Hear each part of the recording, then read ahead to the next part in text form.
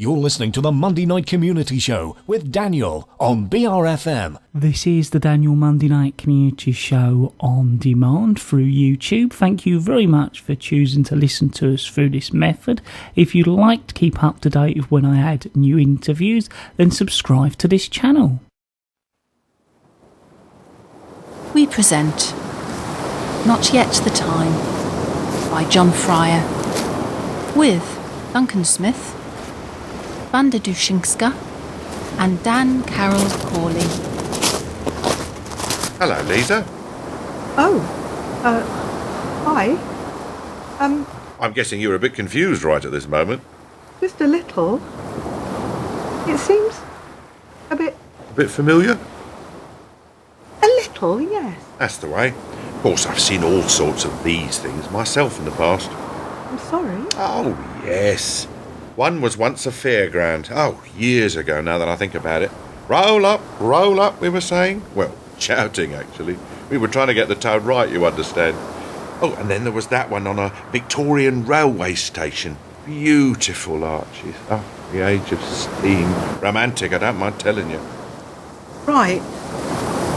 I'm sorry, I'm not sure what... Yes, I can see this might all be a bit strange, to put it like that. Of course, we have used other ideas. We're not limited to just a couple, you know. Oh. Oh, yes. 1815, the Battle of Waterloo. We had this guy, nice fella now that I remember, called Simon, and it turned out he was a bit of a Napoleonic War enthusiast. I know, how can anyone be an enthusiast about killing people? But they exist, I assure you. Anyway, one of our guys thought it would be a nice touch to place him within the ranks of the French infantry besieging the farmhouse. Oh, the detail. The birds, the straw on the roof, the cannons, the muskets, and the uniforms. Spent hours on those, we did, finding all those buttons. Oh, sorry, lost focus for a moment then. You're probably wondering what I'm talking about. The Battle of Waterloo. But then it turned out that Simon, when faced with the reality, wasn't really that enthusiastic after all. Right. Fled the ranks and went to running into the nearby woods. We had to tell him it wasn't what it looked like. The battlefield, you mean? Yes, he thought at first it was real. Then is this real? What do you mean? It seems like a dream. The sort? I don't understand. Do I know you? No, but we have met before. I'm not sure. You were very young. Really? Oh, yes. 30 years, maybe even a little longer now that I think about it. I'm afraid I... Don't worry, I'm not surprised or offended. It was a long time ago. Does this place not invoke any memories at all? I mean, we may have got it wrong. We've dropped some clangers in the past, I can tell you. I see. Oh, yes. Once we arranged for a lady to enter a big top, you know, as in the circus. Clowns, trapeze artists, elephants, the works. He came into a... da-da! Nothing. Stunned silence, mouth open, tongue on the floor. Turned out she'd been an accountant all her life. Never been anywhere near a circus. We apologised, of course. Between you and me, Lisa, when I checked the paperwork later, it said that she worked near Piccadilly Circus. Mike. Yes, all right. My call. Our supervisor had made a tiny little mistake. There's no point getting all upset and angry about it. The mistake was yours. He never likes it when you remind him of his errors, but he's just as prone to dropping a clanger here as the rest of us. How did you know my name? Ah, yes, I was just coming to that. I mean, this place seems familiar, but I can't quite place it. Where do you think you are? It's a beach. Yes, it's good, isn't it? Now, can you tell me which one? How did I get here? The water's edge. You walked across the sand. No, I meant here. This beach. Wherever this beach. I don't understand. You say I know you. I truly don't. It's been 3 decades. You saw me over there. Over where? By those rocks, to be honest with you. You were where you are right now. What was I doing? Well, now that you ask, you weren't feeling very happy with yourself. In fact, if I'm honest with you, I learnt later that you were pretty depressed. Was I? You felt you had no place in the world. You also thought that nobody understood you. How old was I again? 15. You also thought that you weren't a very good person, and quite an insignificant person, the sort of person that no one would ever notice or miss. How do you know that? You were a teenager. All teenagers feel that way. All that was years ago. Yes, it was. Do you remember any of it now? A little, yes. It was a family holiday. Can you remember where? The Isle of Sark. But if I was here, what were you doing by those rocks? Well, to tell you the truth, Lisa, I wasn't really by the rocks. Oh? No, I was about 50 feet away from them.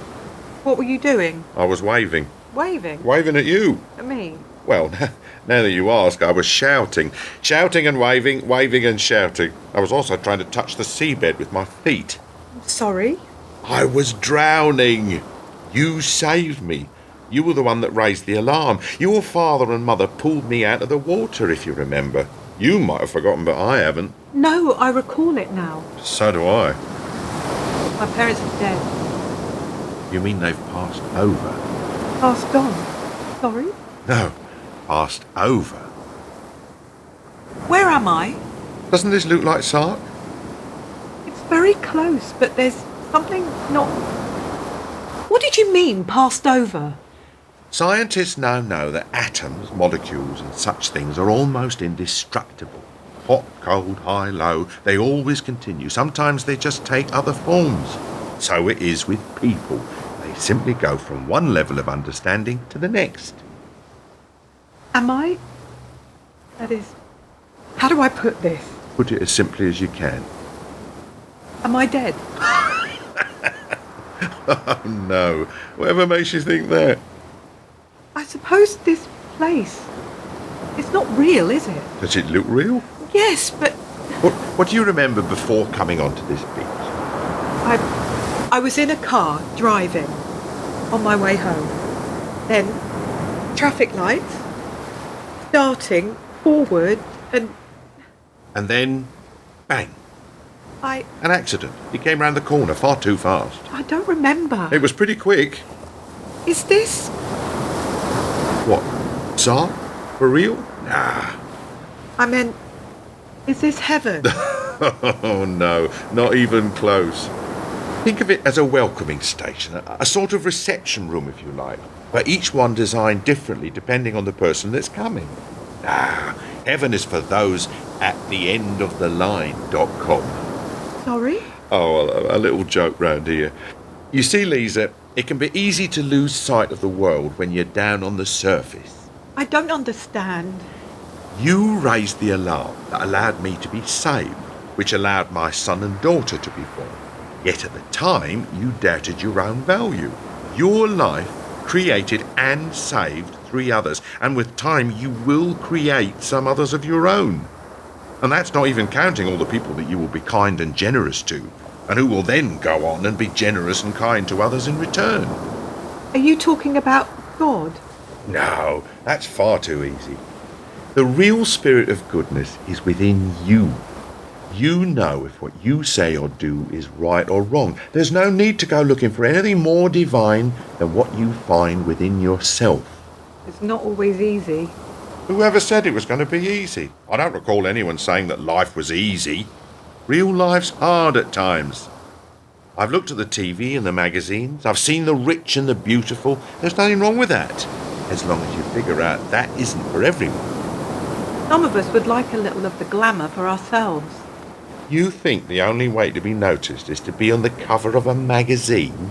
Seems to be the way these days. Lisa, real value, a real sense of self-worth, that doesn't come about because others tell you so. It comes about when you do what you know to be right. You must value yourself, not how you believe others see you. We don't live in isolation, Pete. A person only progresses because someone else pushes them. A person only progresses when she does something for herself. You raised the alarm, I survived. I rest my case. That was a long time ago. Tell me, why were you driving so carelessly? It wasn't like you, not like you at all. I was going somewhere. Yes, I worked that one out. In fact, so had Mike. Sorry, Michael.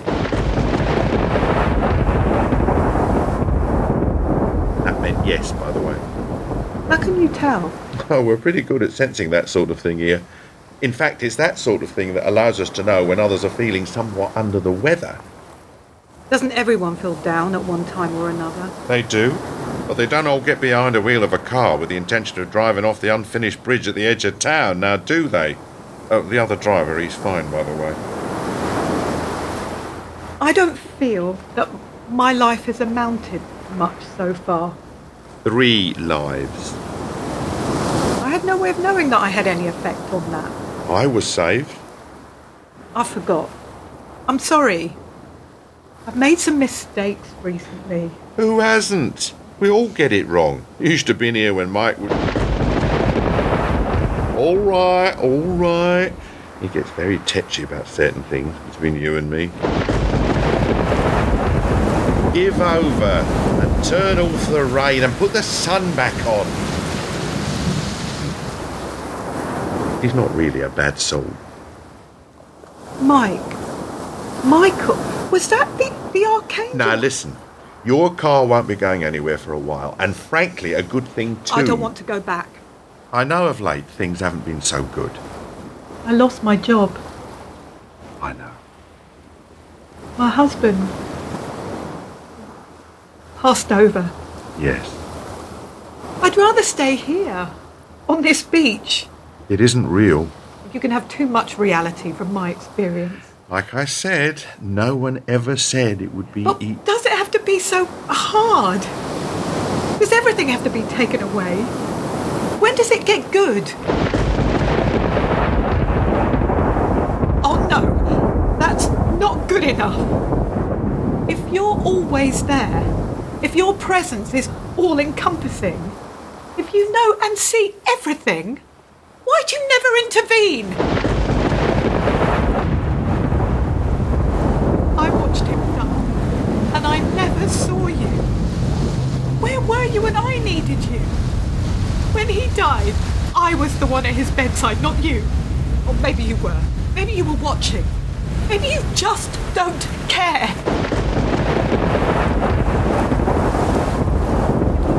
Suffer and didn't lift a finger. And you could go to hell! If you were there, why did he never hear from you? Why did he never see you?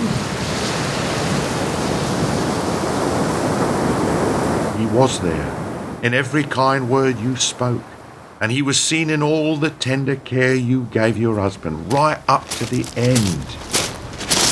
Hello, Andrew. Hello, Pete. Or should I say Peter, as in the archangel... I thought you were... Passed over? Yes. Nothing ever truly ends, Lisa. It just changes. I've missed you so much. I know. Can you come back with me? I can't return, Lisa. And you can't stay. Then why show me all this? Because your life must continue, Lisa. It's very, very important. Why? I'm just an ordinary person. There's nothing special about me. There may be nothing special that you see, but that is not the same for everyone else. They see a wonderful human being who, just like everyone else, is simply trying to find her way in the world. The world won't miss me. It will be irrevocably poor without you. We couldn't let you drive up the bridge, Lisa. You've too much still to do, and not enough time as it is. Don't let the time you have slip away. I don't want to go back without you. You will be fine. You're far stronger than you know.